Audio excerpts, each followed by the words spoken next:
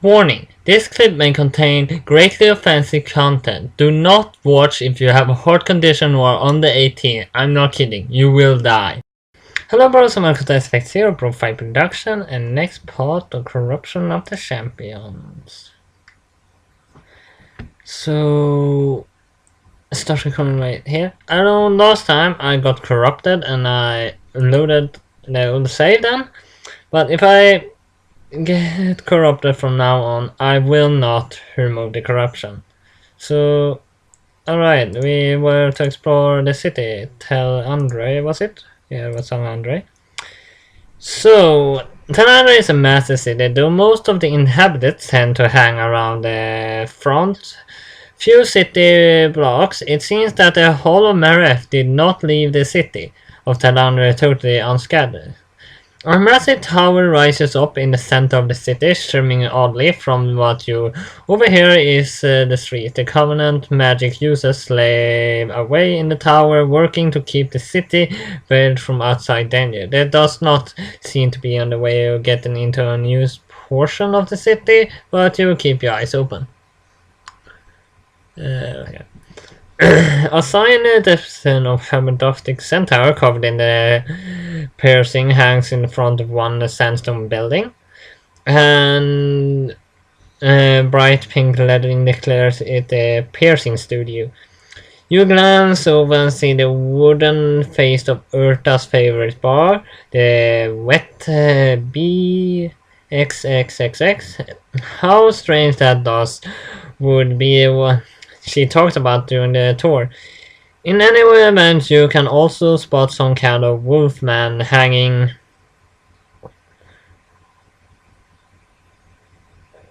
banging away on an anvil in the blacksmith. Was not hanging, banging. In the blacksmith stand, and a properly dressed dogman with large floppy ears, some of them running some kind of pawn shop in the stand. Steam boils from the top of the doomsday structure near the far end of the street, and simply lettering painted on the dome proclaims it to the bakery. Perhaps those shops will be interesting as well. Well, let's go to the bar then.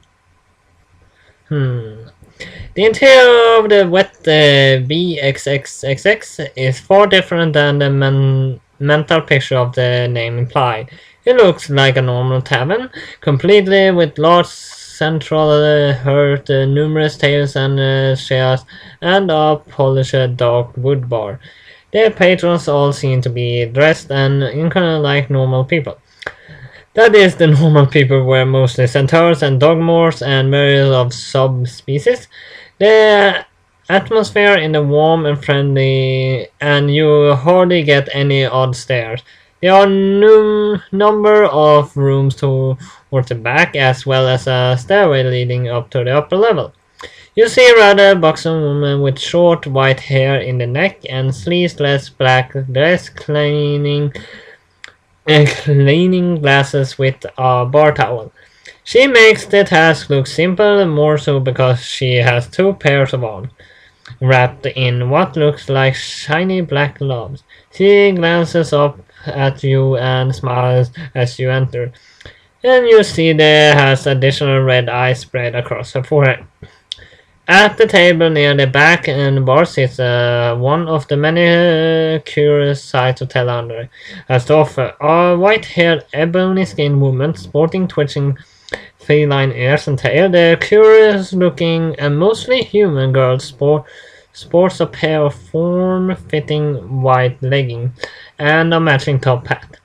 A unbuttoned leaf green waistcoat hangs slack around the slender hips, and it doesn't take you long to see the reason for the lack of closure.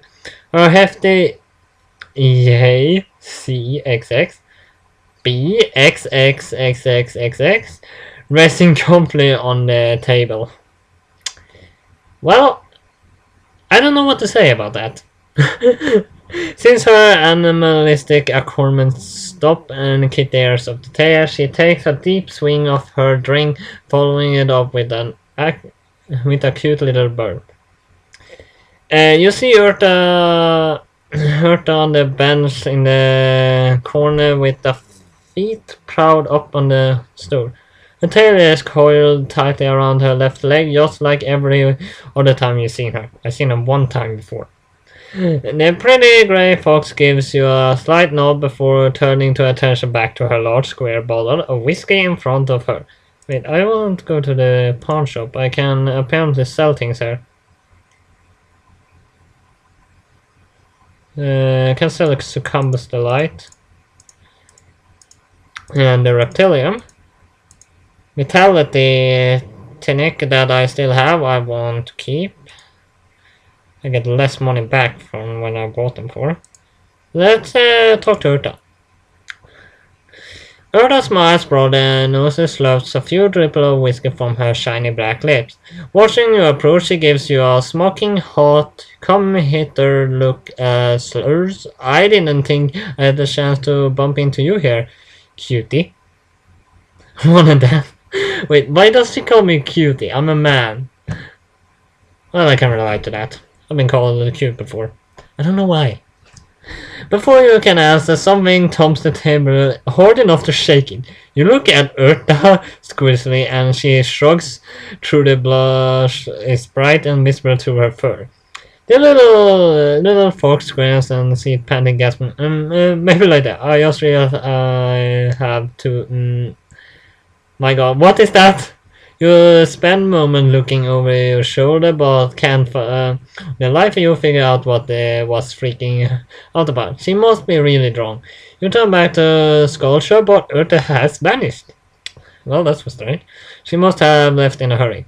She left a bottle of Yondu behind, and still half full. The bar is back door swings closely. Maybe she went this way.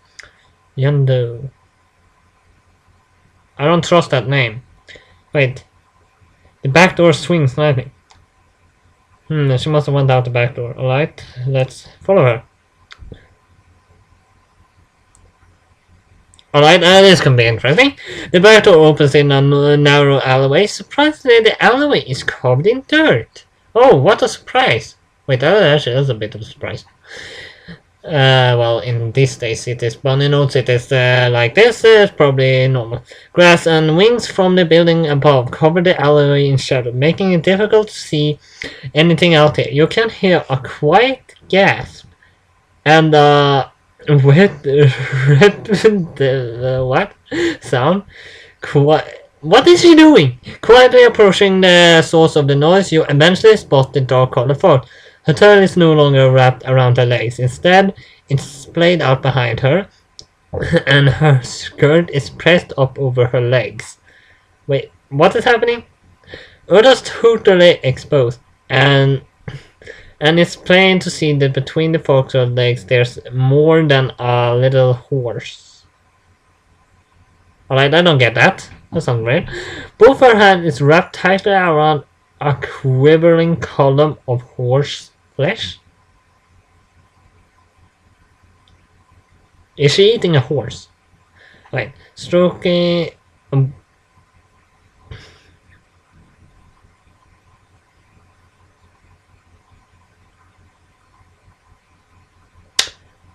I don't know. Well, SXXXXXX, the pre-CXX dripping FXXX stick relentlessly as her apple-sized BXXX bounce under her, a closer revealing a feminine gash. I don't know that word. Well, I know it, but I don't think it's droning with clear nectar. I don't know if I said anything inappropriate there, but I don't know the English language that well. Urta moans and cries, "Oh, just go down, please. CXX and go down." Oh, she didn't say that. Not that CXX. Why won't you go away? Eventually breaking into a bubbling, sobbing, interrupted by an occasional immortal gasp of pleasure. You could XXX her, or MXXXXXXXXX with her. Watch or leave her like that. She has the male sexual genitals of a horse. I don't think I would be okay with that. Leave. You'll sneak away from the depressing side and decide to head back to camp. I'm not sure I want to return to Tel Andre. Right, let's explore the desert. We run into Lucia. It was a very depressing moment. Finding nothing in the desert. Oh, we run into a Naga again. Alright. I don't know, my friend said I need to work up my T skills, but I won't do that until I'm strong in that case, because I could probably die very easily, lose very easily if in this level. Let's see. Oh, I have to struggle free and hit her again. Alright, I defeated her, got 30 XP from me. This is probably forest. An imp will attack, 35, 40, and he's dead. Well, he doesn't have much health. Imps are pretty easy to kill. I actually think about maybe like try to work up my level a bit off screen. Then you plan to summon a tentacle-based layer is nearby. You could continue, it's not could return camp. Well, I haven't watched hentai, but I bet if I head forward, I gonna be raped. I don't know what level those tentacle beasts is in, but my friend told me I should avoid them. Alright, it's pretty late. Let's head to Thailander and see what we can do. Let's see, the bar seems empty. The gym... oh no, wait. Oh, it's gonna cost me every time. I read that some other time. Let's head to the tower. You make your way to the large fixture of the city, impressive tower in the center. The large spire could easily hold everyone you know and 10 times over and still have a room to spare. It's far too large for the city, with Tel Andre's population, but then you reflect so is Tel Andre itself. The front entryway appears to be fairly heavily guarded, and the two elites at the entryway turn you aside, directing you towards the different entrance of the public library. Following directions, you quickly come upon a different face of the tower. You might have expected some epic pair of double doors, 10 times the height, barely opening with a dramatic creak as you push them out of the way. Instead, you see a polite little entryway with a hing so well maintained shine. No frowning gargoyle door knocker, simply a small knob and a keyhole. I thought it was someone's apartment. Oh, that's pretty long to read. A single room takes up the entire space of the first floor. Staircases upon the town can be seen to opposing ends, but the majority of the room is furnished with a simple set of tables, school books, a little surface likely pulled from the series of shelves set under the curving staircase. It does not seem to be a connection between this library and the actual core of the tower. A single man carefully turns through the pages of a book, though he does not seem to be reading it.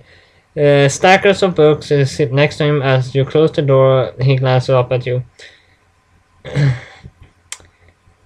I'm sorry, says the voice in a very you're surprised he doesn't fall over face first upon expecting himself speaking.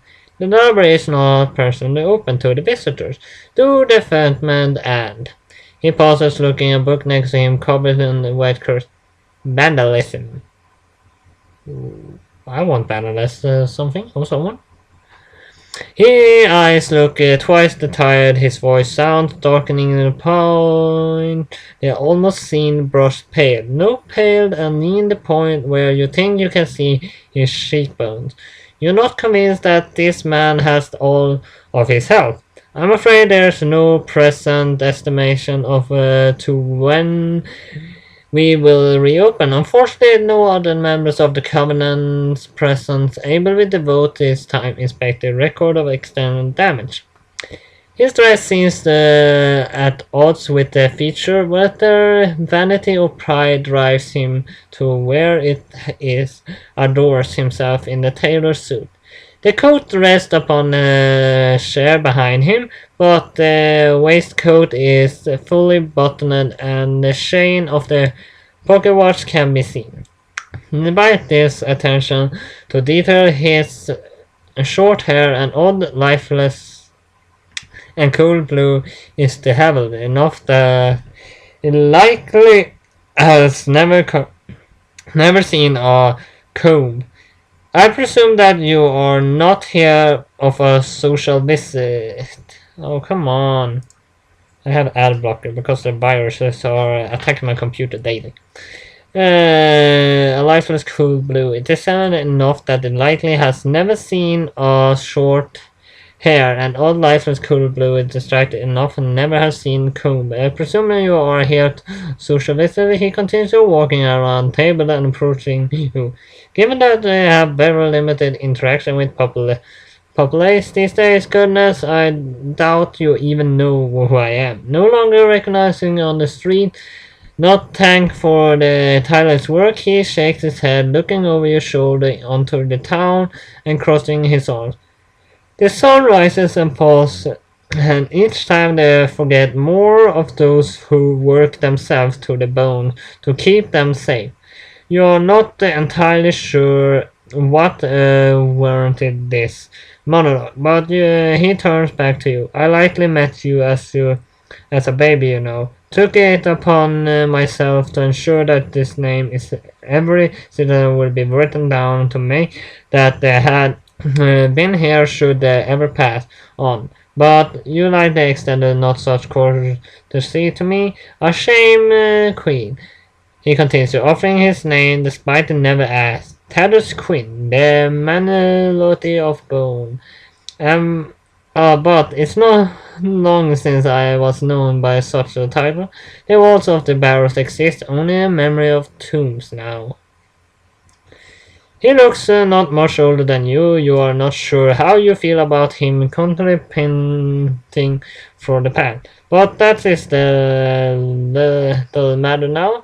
Queen consulted, folding his hands together. If you don't not have any business with me or any members of the Covenant, I shall have to ask you to depart when we are free range tower. Alright, so he said it's not open properly. Let's try to study anyway. With Quinn hassle you in request absence from the present, you have some time to read through the sum of literary collected the Covenant. Setting a book rather from the shadow tomes, you find history, text documents, life in morale. It's dreadfully dull, and though you best to lean what you can from the dry work is pelting you to sleep. Eventually you close the book and accept that you are not going to learn anything tonight. An hour passes, sky darkness falls night. The blood-red moon slowly rises over the horizon. Actually, this is actually time to end this clip, isn't it? Well, let's sleep then. Alright, nothing happens. I got more help. I think I'm gonna level up to at least level 5 or level 6 to next time. I'm at least gonna try it. Let's stop recording anyway. But I'm gonna try to level up a little bit, and by next time, so we're gonna be a little higher level. I just gonna explore the forest. If I found anything unusual, I'm gonna tell you about it. But until then, hit like and subscribe, and I see you next time. BroFive!